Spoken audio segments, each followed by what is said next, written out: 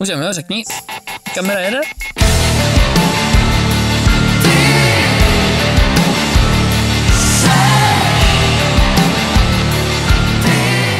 Ahoj, jsem Michal Skořepa.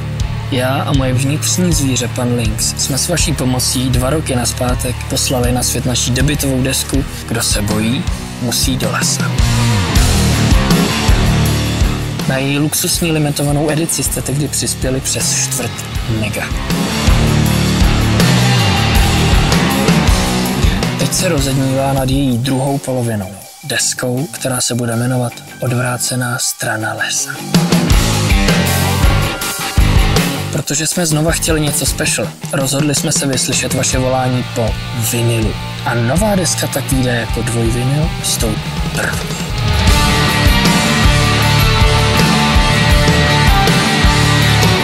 Kdo už nás poznal, ten ví, jak si svět jsme umíme hrát. Čeká na vás tudíž deska Kdo se bojí, musí do lesa, Odvrácená strana lesa a uprostřed fochna neuzvednutelný buklet, plný originálně ručně kreslených artworků v životní velikosti 30x30 ke každému songu.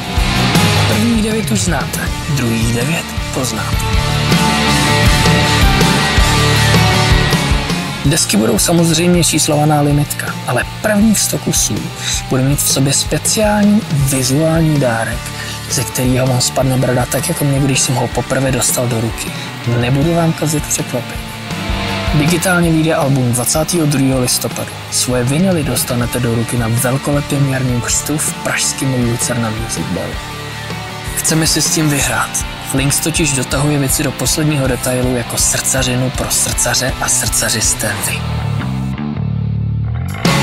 Podle prodejů desek, trik, nominací na Anděla, objevu roku na žebříku, návštěv koncertů od prvního paláce Akropolis přes Lucerna Music Bar a další hromadu koncertů až po Rock for People nebo Brutal Assault.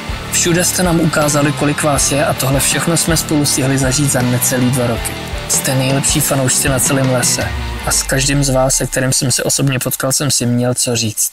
Jestli chcete Lynxe posunout zase o schod vejš, můžete právě teď. Věnujte sobě nebo kterémukoliv jinému blízkému zvířeti poukaz na vinyl s lupenem na křest nebo kteroukoliv další z odměn. Pokaždý uslyšíte slabý